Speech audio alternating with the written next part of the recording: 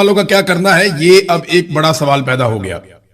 उन सियासतदानों का क्या करना है, उन जर्नैलों का क्या करना है जिन्होंने इदारों को और अवाम को गुमराह किया, जिन्होंने झूठ फैलाया और धोखा दिया और हकायक को छुपाया, अपने हलफ की खिलाफ वर्जी की, बल्कि अपने हलफ से गद्दारी की। उन जर्नैलों का और सियासतदानों का क्या करना है? देखें ना, सबसे पहले तो आप ये देखें कि मैंने आपको सुनवाया कि डीजीआई एसपीआर तो बिल्कुल मुकर गए थे कि ऐसा कोई साइफर या इस तरह की कोई धमकी या मुदाखलत है ही नहीं। वो मानते ही नहीं थे कोई मुदाखलत हो रही है, कोई साजिश हो रही है, कोई धमकी हो रही है, वो इस बात को मानते ही नहीं थे। चंद स्टेटमेंट है, मैं आपको बताता हूं बिलावल ने क्या कहा था। बिलावल ने इसके ऊपर यह स्टेटमेंट दिया था कि ऐसी कोई चीज ही नहीं है, खान साहब के एक वजीर ने खुद से साइफर लिखवाया है सफीर के जरिए से। अब बिलावल का जो बयान है वो ये था। मरियम नवाज का बयान था ये खत न था न है, ये बस एक ड्रामा था, ये मरियम नवाज ने कहा था। फजलुर रहमान ने उस दिन ये कहा था कि खत आया, धमकियां दी, किसी ने कोई धमकी नहीं दी, कोई किसी ने खत नहीं लिखा, ये सब झूठ है। फजलुर रहमान का ये स्टेटमेंट था।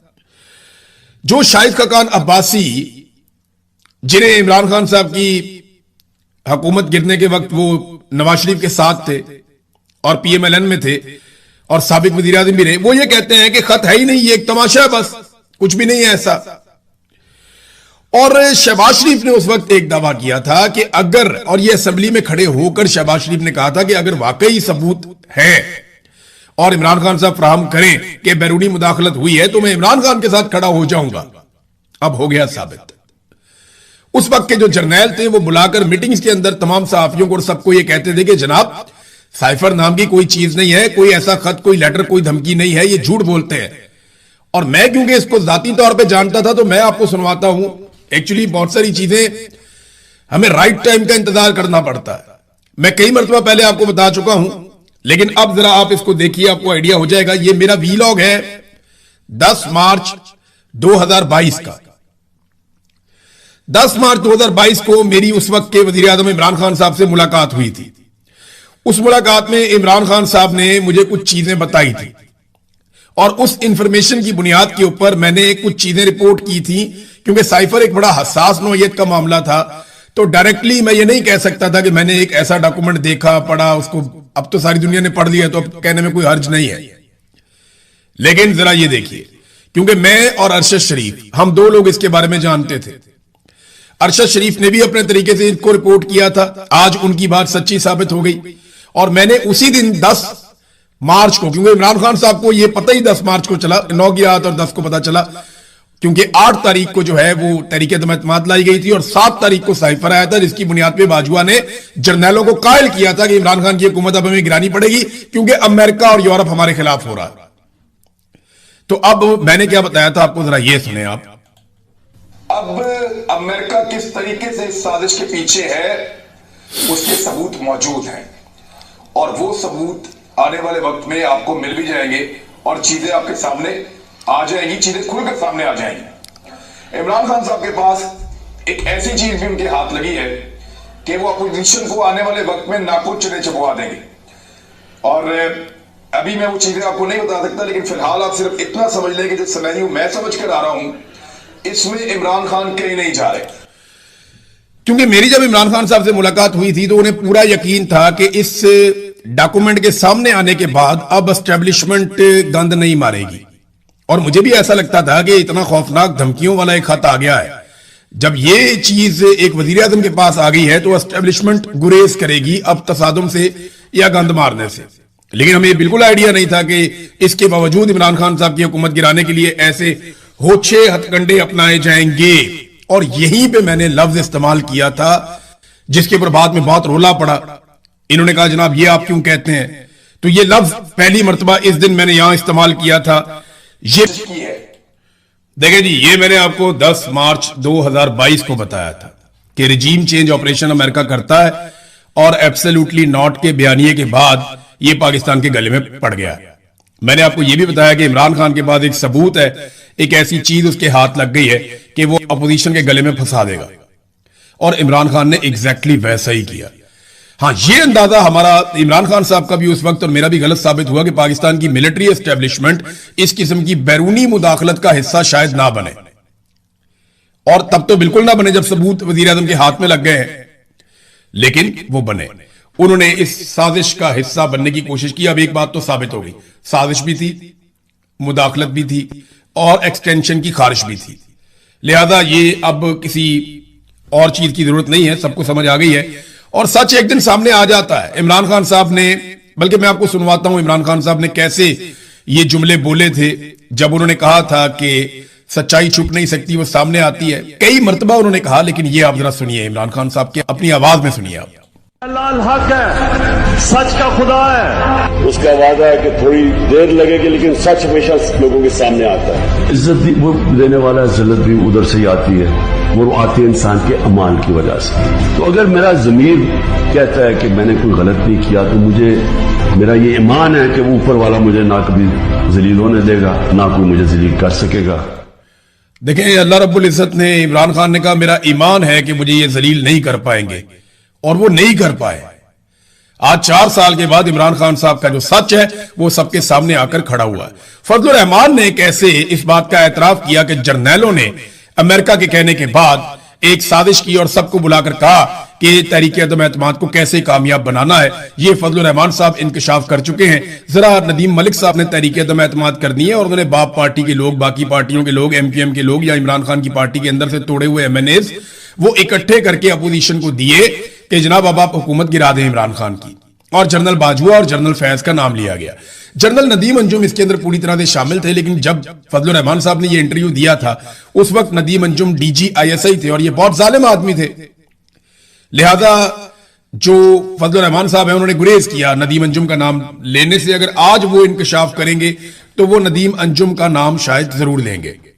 नाज़रीन, तहरीक इंसाफ को अब तहरीक चलाने के लिए, हुकूमत को एक्सपोज करने के लिए, हुकूमत और एस्टेब्लिशमेंट को दीवार के साथ लगाने के लिए ऐसा मौका शायद पहले कभी नहीं मिला जो मौका उन्हें आज मिल गया है। अब उन तमाम किरदारों को, उन तमाम जर्नैलों को और सियासतदानों को बेनकाब करने का वक्त आ गया है जो धमका रहे थे, जिन्होंने ये कहा कि जनाब कुछ नहीं होता, ये तो है ही कुछ नहीं। बल्कि हम जब वजीर आज़म हाउस में मौजूद थे ना, आखिरी रात जब इमरान खान साहब की हुकूमत गिराई जा रही थी, तब इमरान खान साहब ने कोशिश की कि कुछ और सहाफियों को बुलाकर भी साइफर दिखा दिया जाए। उन्होंने उसे महदूद पैमाने पर डी क्लासिफाई करवाया कैबिनेट के एक इजलास में, और वो दिखाना चाहते थे, लेकिन वहां पे जो फौजी मौजूद थे उनमें से एक ने, मैं, शहीद अरशद शरीफ और एक और जर्नलिस्ट हमारे साथ शायद साबिर भाई थे मेरे ख्याल में, हम वहां पे खड़े थे और उन्होंने आकर हमें कहा, एक फौजी ने, कि सर इट कैरीज वेट, कि सर ये बहुत वजनी है, आप इसको मत देखें। लेकिन वो नहीं जानता था कि हम में से कुछ लोग तो इसके बारे में बहुत कुछ पहले से ही जानते हैं।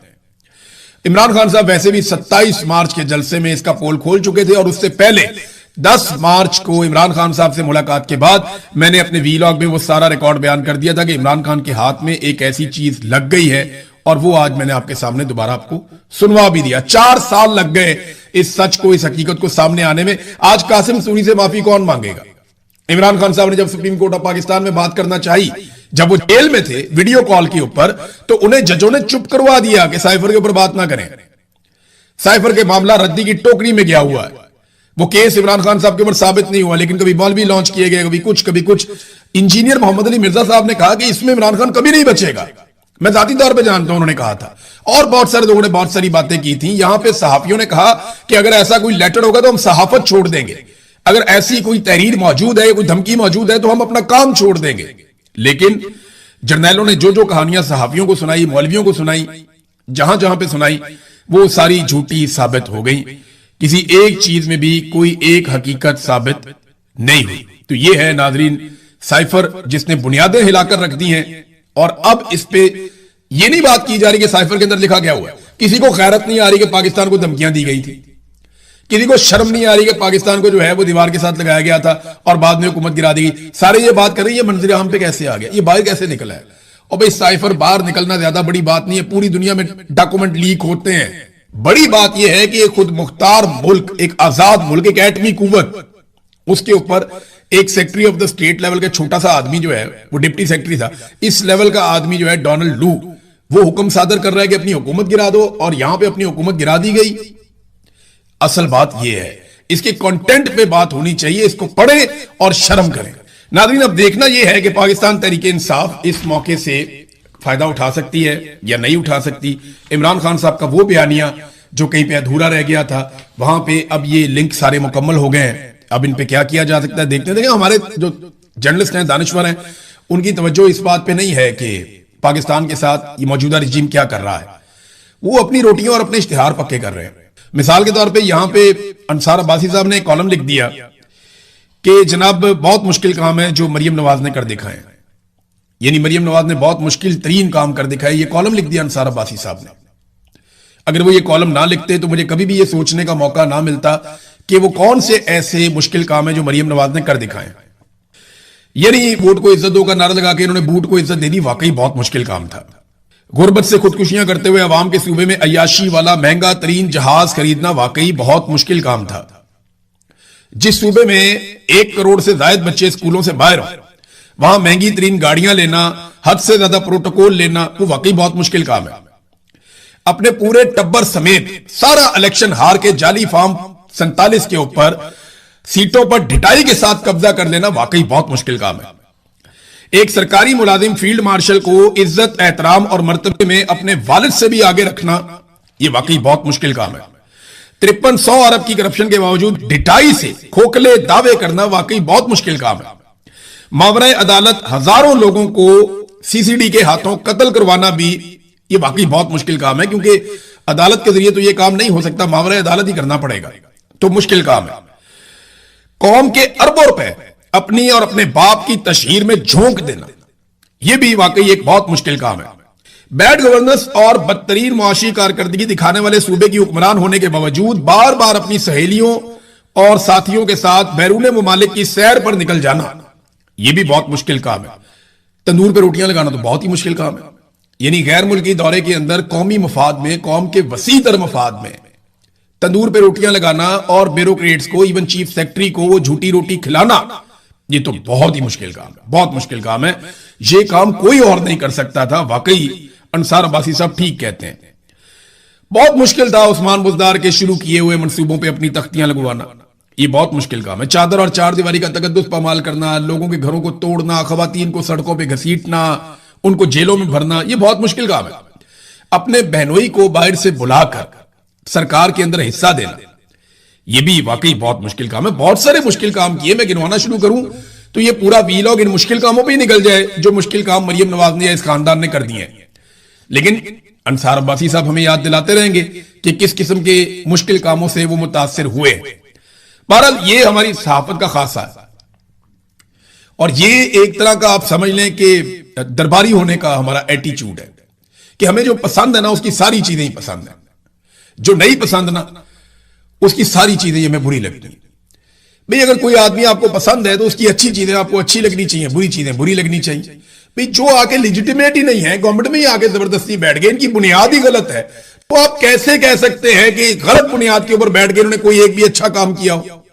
आज तक आपने इस बात पर तनकीद नहीं की, आप खुलकर सामने नहीं आए कि जनाब आप चोरी करके आगे इक्तदार पे कब्जा आपने कर लिया है, आप तो लीजिटिमेट ही नहीं है, आप यहां बैठ ही नहीं सकते, आप घर जाए अपने। आज तक ऐसा नहीं किया। एक तरफ नाज़रीन पाकिस्तान में दहशतगर्दी बढ़ती जा रही है, ये दहशतगर्दी के मजीद वाकयात रिपोर्ट हो रहे हैं। जनूबी वज़ीरिस्तान में बाजार में खौफनाक धमाका हुआ, एक अहम शख्सियत समेत 3 अफराद जाँ बहक हो गए, ये रिपोर्ट हो रहा है पाकिस्तान की मीडिया में। पुलिस के मुताबिक जनूबी वज़ीरिस्तान लोअर के सदर मकाम वादा बाजार में बारूदी मवाद का धमाका हुआ। इब्तदाई इतलात के मुताबिक धमाका खानजादा मार्केट के गेट के करीब पेश आया है, और जो लोग शहीद हो गए उनमें चीफ ऑफ अहमद जई, वजीर मलिक तारिक खान, मलिक सरफराज खान और यार गुल खेल जान शामिल हैं।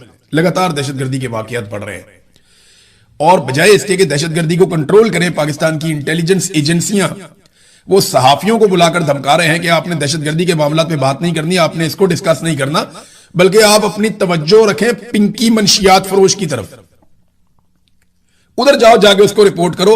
वाना और वजीरिस्तान में या मीर अली में या तीरा में कितने लोग शहीद होते हैं, उन्हें कैसे मारा जाता है, कोई ड्रोन चलता है, कोई मॉडर गोला गिरता है या कुछ भी होता है, उसके ऊपर आपने बात नहीं करनी। जबरी तौर पे गुमशुदा हो जाते हैं लोग, उस पर आपने बात नहीं करनी।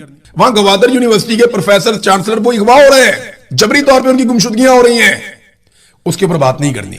यहां एक मंशियात फरोश औरत ने एक जुमला बोल दिया, इसके ऊपर सारा मीडिया पहुंचा हुआ है। ये है पाकिस्तान की इंटेलिजेंस एजेंसियों की धमकियों का नतीजा। पूरे पाकिस्तान का मीडिया जो है वो उस तरफ मोड़ देते हैं जहां उनका दिल करता है, वरना वो इश्तिहारों का रुख कहीं और मोड़ देते हैं और जो बात नहीं सुनता उनको जेलों में भी डाल देते हैं, बल्कि फैमिलियों को भी तंग करते हैं, कारोबार भी तबाह कर देते हैं।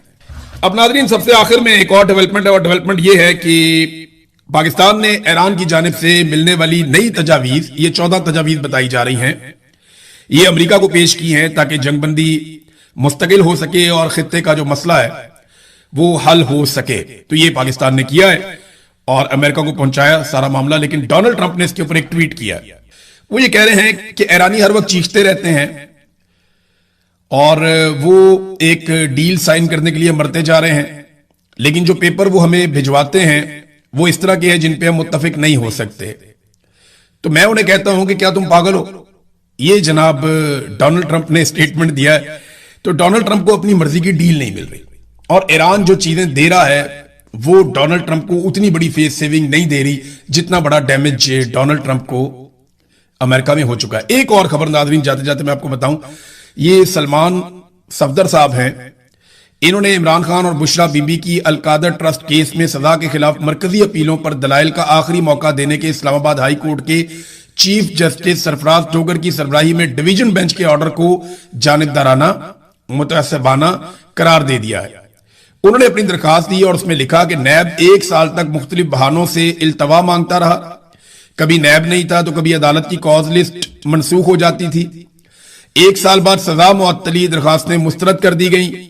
हम उस फैसले के मुतासिरा अपील का हक रखते हैं। वो कहते हैं जनाब कि हम साल हो गया, हम कोशिश कर रहे हैं कि इमरान खान साहब का सजा मुअत्तल हो जाए, लेकिन हुआ क्या, अदालत ही नहीं लगती थी और साल की दाखिलत हो रही है, कोई साजिश हो रही है, कोई धमकी हो रही है, वो इस बात को मानते ही नहीं थे।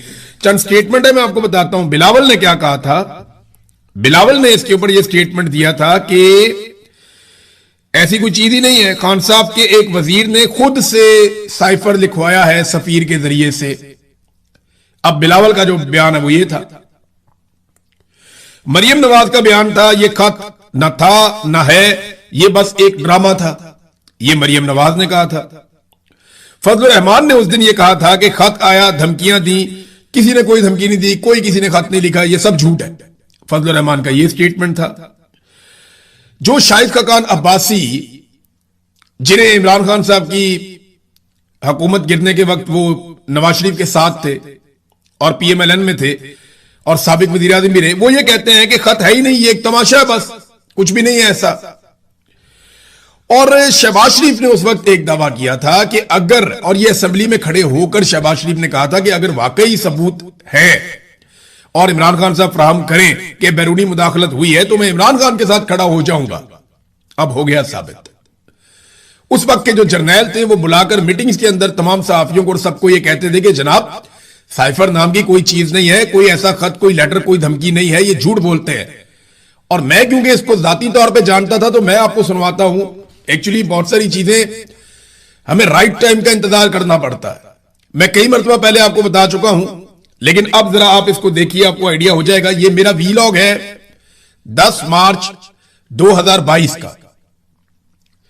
10 मार्च 2022 को मेरी उस वक्त के वजीर आज़म इमरान खान साहब से मुलाकात हुई थी।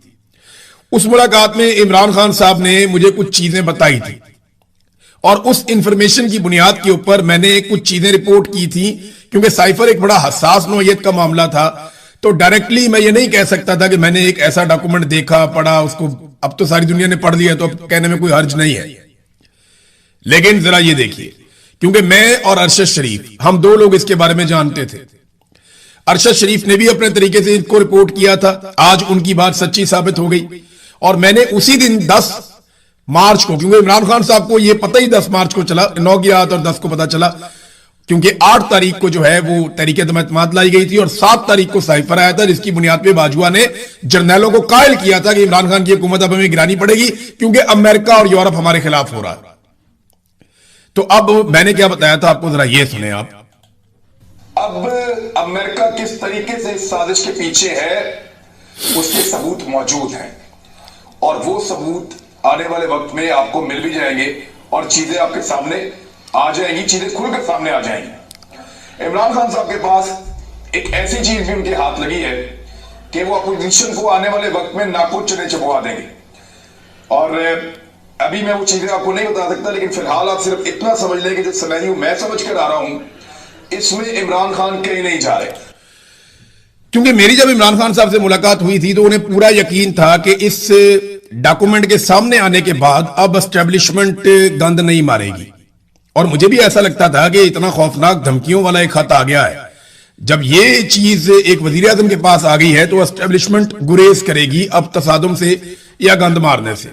लेकिन हमें बिल्कुल आइडिया नहीं था कि इसके बावजूद इमरान खान साहब की हुकूमत गिराने के लिए ऐसे होछे हथकंडे अपनाए जाएंगे। और यहीं पे मैंने लफ्ज इस्तेमाल किया था जिसके ऊपर बाद में बहुत रोला पड़ा। इन्होंने कहा जनाब ये आप क्यों कहते हैं, तो ये लफ्ज पहली मर्तबा इस दिन मैंने यहां इसको 10 मार्च 2022 को बताया था कि रिजीम चेंज ऑपरेशन अमेरिका करता है और एब्सोल्युटली नॉट के बयानिए के बाद ये पाकिस्तान के गले में पड़ गया। मैंने आपको यह भी बताया कि इमरान खान के पास एक सबूत है, एक ऐसी चीज उसके हाथ लग गई है कि वो अपोजिशन के गले में फंसा देगा। और इमरान खान ने एग्जैक्टली वैसा ही किया। हाँ, ये अंदाजा हमारा इमरान खान साहब का भी उस वक्त और मेरा भी गलत साबित हुआ कि पाकिस्तान की मिलिट्री एस्टेब्लिशमेंट इस किस्म की बैरूनी मुदाखलत का हिस्सा शायद ना बने, और तब तो बिल्कुल ना बने जब सबूत वजीर आजम के हाथ में लग गए हैं, लेकिन वो बने। उन्होंने इस साजिश का हिस्सा बनने की कोशिश की। अब एक बात तो साबित हो गई, साजिश भी थी, मुदाखलत भी थी और एक्सटेंशन की खारिश भी थी। लिहाजा ये अब किसी और चीज की जरूरत नहीं है, सबको समझ आ गई है और सच एक दिन सामने आ जाता है। इमरान खान साहब ने, बल्कि मैं आपको सुनवाता हूं इमरान खान साहब ने कैसे ये जुमले बोले थे जब उन्होंने कहा था कि सच्चाई छुप नहीं सकती, वो सामने आती है। कई मर्तबा उन्होंने कहा, लेकिन ये आप जरा सुनिए इमरान खान साहब के अपनी आवाज में सुनिए आप। लाल हक है, सच का खुदा है, उसका वादा है कि थोड़ी देर लगेगी लेकिन सच हमेशा लोगों के सामने आता है। इज्जत भी वो देने वाला है, जिल्लत भी उधर से ही आती है, वो आती है इंसान के अमाल की वजह से। तो अगर मेरा ज़मीर कहता है कि मैंने कोई गलत नहीं किया तो मुझे, मेरा ये ईमान है कि वो ऊपर वाला मुझे ना कभी जलील होने देगा, ना कोई मुझे जलील कर सकेगा। देखें, अल्लाह रब्बुल इज्जत ने, इमरान खान ने कहा मेरा ईमान है कि मुझे ये जलील नहीं कर पाएंगे, और वो नहीं कर पाए। आज 4 साल के बाद इमरान खान साहब का जो सच है वो सबके सामने आकर खड़ा हुआ है। फजलुर रहमान ने कैसे इस बात का एतराफ किया कि जर्नैलों ने अमेरिका के कहने के बाद एक साजिश की और सबको बुलाकर कहा कि तहरीक अदम एतमाद को कैसे कामयाब बनाना है। ये फजलुर रहमान साहब, हम उनके साथ बैठे और उन्होंने हमें हुक्म दिया कि अब आपने तहरीक अदम एतमाद करनी है, और उन्होंने बाप पार्टी के लोग, बाकी पार्टियों के लोग, एमपीएम के लोग या इमरान खान की पार्टी के अंदर से तोड़े हुए एमएनएज वो इकट्ठे करके अपोजिशन को दिए कि जनाब अब आप हुकूमत गिरा दें इमरान खान की। और जनरल बाजवा और जनरल फैज का नाम लिया गया। जनरल नदीम अंजुम इसके अंदर पूरी तरह से शामिल थे, लेकिन जब फजलुर रहमान साहब ने ये इंटरव्यू दिया था उस वक्त नदीम अंजुम डीजी आईएसआई थे और ये बहुत जालिम आदमी थे। लिहाजा जो फजलुर रहमान साहब है उन्होंने गुरेज किया नदीम अंजुम का नाम लेने से। अगर आज वो इंकशाफ करेंगे तो वो नदीम अंजुम का नाम शायद जरूर लेंगे। नाज़रीन, तहरीक इंसाफ को अब तहरीक चलाने के लिए, हुकूमत को एक्सपोज करने के लिए, हुकूमत और एस्टेब्लिशमेंट को दीवार के साथ लगाने के लिए ऐसा मौका शायद पहले कभी नहीं मिला जो मौका उन्हें आज मिल गया है। अब उन तमाम किरदारों को, उन तमाम जर्नैलों को और सियासतदानों को बेनकाब करने का वक्त आ गया है जो धमका रहे थे, जिन्होंने ये कहा कि जनाब कुछ नहीं होता, ये तो है ही कुछ नहीं। बल्कि हम जब वजीर आज़म हाउस में मौजूद थे ना, आखिरी रात जब इमरान खान साहब की हुकूमत गिराई जा रही थी, तब इमरान खान साहब ने कोशिश की कि कुछ और सहाफियों को बुलाकर भी साइफर दिखा दिया जाए। उन्होंने उसे महदूद पैमाने पर डी क्लासीफाई करवाया कैबिनेट के एक इजलास में, और वो दिखाना चाहते थे, लेकिन वहां पे जो फौजी मौजूद थे उनमें से एक ने, मैं, शहीद अरशद शरीफ और एक और जर्नलिस्ट हमारे साथ शायद साबिर भाई थे मेरे ख्याल में, हम वहां पे खड़े थे और उन्होंने आकर हमें कहा, एक फौजी ने, कि सर इट कैरीज वेट, कि सर ये बहुत वजनी है, आप इसको मत देखें। लेकिन वो नहीं जानता था कि हम में से कुछ लोग तो इसके बारे में बहुत कुछ पहले से ही जानते हैं। इमरान खान साहब वैसे भी 27 मार्च के जलसे में इसका पोल खोल चुके थे, और उससे पहले 10 मार्च को इमरान खान साहब से मुलाकात के बाद मैंने अपने वीलॉग में वो सारा रिकॉर्ड बयान कर दिया था कि इमरान खान के हाथ में एक ऐसी चीज लग गई है, और वो आज मैंने आपके सामने दोबारा आपको सुनवा भी दिया। 4 साल लग गए इस सच को, इस हकीकत को सामने आने में। आज कासिम सूरी से माफी कौन मांगेगा? इमरान खान साहब ने जब सुप्रीम कोर्ट ऑफ पाकिस्तान में बात करना चाहिए, जब वो जेल में थे वीडियो कॉल के ऊपर, तो उन्हें जजों ने चुप करवा दिया कि साइफर के ऊपर बात ना करें। साइफर के मामला रद्दी की टोकरी में गया हुआ है। वो केस इमरान खान साहब के ऊपर साबित नहीं हुआ, लेकिन कभी मौलवी लॉन्च किए गए, कभी कुछ। इंजीनियर मोहम्मद अली मिर्जा साहब ने कहा कि इसमें इमरान खान कभी नहीं बचेगा। मैं जाती तौर पे जानता हूं, उन्होंने कहा था। और बहुत सारे लोगों ने बहुत सारी बातें की थी। यहां पे सहाफियों ने कहा कि अगर ऐसा कोई लेटर होगा तो हम सहाफत छोड़ देंगे, अगर ऐसी कोई तहरीर मौजूद है, कोई धमकी मौजूद है, तो हम अपना काम छोड़ देंगे। लेकिन जर्नैलों ने जो कहानियां सहाफियों को सुनाई, मौलवियों को सुनाई, जहां जहां पे सुनाई, वो सारी झूठी साबित हो गई। किसी एक चीज में भी कोई एक हकीकत साबित नहीं हुई। तो ये है नाजरीन साइफर, जिसने बुनियादें हिलाकर रख दी हैं। और अब इस पे ये नहीं बात की जा रही कि साइफर के अंदर लिखा क्या हुआ है। किसी को खैरत नहीं आ रही कि पाकिस्तान को धमकियां दी गई थी, किसी को शर्म नहीं आ रही कि पाकिस्तान को जो है वो दीवार के साथ लगाया गया था और बाद में हुकूमत गिरा दी गई। सारे ये बात कर रहे हैं, ये मंजर आम पे कैसे आ गया, ये बाहर कैसे निकला है। और भाई साइफर बाहर निकलना ज्यादा बड़ी बात नहीं है, पूरी दुनिया में डॉक्यूमेंट लीक होते हैं। बड़ी बात यह है कि एक खुद मुख्तार मुल्क, एक आजाद मुल्क, एक एटमी कुव्वत, उसके ऊपर एक secretary of the state level का छोटा सा आदमी जो है, वो डिप्टी सेक्रेटरी था, इस लेवल का आदमी जो है डोनाल्ड लू, वो हुक्म सादर कर रहा है कि अपनी हुकूमत गिरा दो, और यहां पे अपनी हुकूमत गिरा दी गई। असल बात यह है, इसके कंटेंट पे बात होनी चाहिए, इसको पढ़े और शर्म करें। नाज़रीन, अब देखना यह है कि पाकिस्तान तहरीके इंसाफ इस मौके से फायदा उठा सकती है या नहीं उठा सकती। इमरान खान साहब का वो बयानिया जो कहीं पे अधूरा रह गया था, वहां पे अब ये लिंक सारे मुकम्मल हो गए हैं। अब इन पे क्या किया जा सकता है देखते देखें। हमारे जो जर्नलिस्ट हैं, दानिश्वर हैं, उनकी तवज्जो इस बात पे नहीं है कि पाकिस्तान के साथ ये मौजूदा रिजीम क्या कर रहा है। वो अपनी रोटियां और अपने इश्तिहार पक्के कर रहे हैं। मिसाल के तौर पे यहां पे अंसार अब्बासी साहब ने एक कॉलम लिख दिया कि जनाब बहुत से बारूदी सुरंगों को साफ कर रहे हैं पानी में से, और ईरान ने इसकी तरदीद की। ईरान ने कहा नहीं जी, ये अभी भी ईरानी फौज के कंट्रोल में है मुकम्मल तौर पे आबनाए हुर्मुज़, और आबनाए हुर्मुज़ में कोई अमरीकी जंगी जहाज नहीं आए। हाँ, एक इतला कंफर्म की जा रही है कि 16 बहरी जहाज आबनाए हुर्मुज़ से गुजरे हैं मुज़ाकरात वाले दिन में, यानी हफ्ते वाले दिन ये मुज़ाकरात होते रहे। हफ्ते और इतवार की दरमियानी शब भी ये तकरीबन मुज़ाकरात में गुजर गई।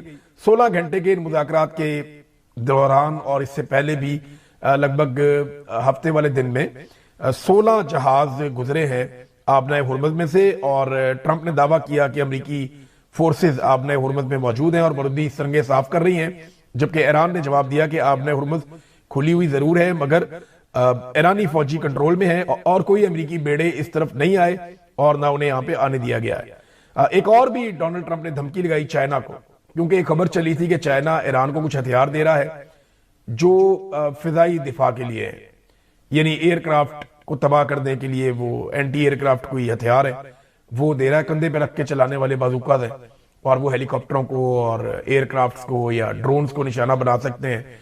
तो चाइना ऐसे कुछ हथियार ईरान को दे रहा है, ये दावा किया गया। लेकिन बाद में अमेरिकी सदर ने इस पर धमकी लगाई और उन्होंने कहा कि अगर चाइना ईरान को हथियार फराहम करेगा तो संगीन नताइज होंगे चाइना के लिए। ये डोनाल्ड ट्रंप ने चलते हुए एक सहाफी से बात की और वो बात रिपोर्ट हुई। इसके बाद चाइना की जानिब से इसके ऊपर रिएक्शन आया और उन्होंने खबर की तरदीद कर दी। उन्होंने कहा जी हम तो कोई हथियार दे नहीं रहे ईरान को, और ये दावा गलत है जिसमें एंटी एयरक्राफ्ट हथियार ईरान को चाइना की जानिब से दिए जा रहे हैं। तो चाइना ने इस दावे को गलत करार दिया है। तो डोनाल्ड ट्रंप की एग्रेशन जो है वो वापस आ रही है। डोनाल्ड ट्रंप दावा कर रहे हैं कि आबनाए हुर्मुज़ को उन्होंने कंट्रोल कर लिया है। दूसरी जानिब बरतानिया ने एक दावा किया। बरतानिया की जो गवर्नमेंट है वो लगभग कोई 50 मुल्कों के साथ मिलकर, अमेरिका के साथ मिलकर एक कोई इत्तेहाद बना रही है, जिस इत्तेहाद को आबनाए हुर्मुज़ को खोलने के लिए इस्तेमाल किया जाएगा। क्या वाकई में अब ताकत के बलबूते पे या ताकत के जोर पे आबनाए हुर्मुज़ को खुलवाया जा सकता है? क्योंकि चाइना ने और रशिया ने बजोरे ताकत वीटो कर दिया था उस करारदाद को जो अक़वाम मुत्तहिदा में पेश की गई थी कि आबनाए हुर्मुज़ को ताकत के जोर पे खुलवाया जाए। अब अगर कुछ ममालिक इस आबनाए हुर्मुज़ को ताकत के जोर पे खुलवाने आएंगे तो जिन ममालिक ने इस करारदाद को वीटो किया है, क्या वो इस ताकत के इस्तेमाल को रोकेंगे?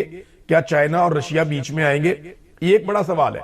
पाकिस्तान के लिए बड़ी अजीब सिचुएशन पैदा हो गई है मुज़ाकरात की इस नाकामी के बाद। देखिए, अभी ईरान का मौक़िफ़ आना बाकी है। हमें एक बात समझनी पड़ेगी कि ईरान जब तक मौक़िफ़ नहीं देगा हमें पता नहीं चलेगा। अभी हमने एक तरफ की बात सुनी है। अभी अमेरिका ने कहा कि उन्होंने लचक दिखाई, अमेरिका ने कहा कि उन्होंने बड़ी अच्छी ऑफर भी दी, अमेरिका ने कहा कि मामला एटम बम बनाने के हवाले से है। जेडी वेंस ने कहा ना जी एटम बम का असल मसला है, और हमें पता है कि उनके पास अभी कोई यूरेनियम को अफसुदा करने की या जो उनके पास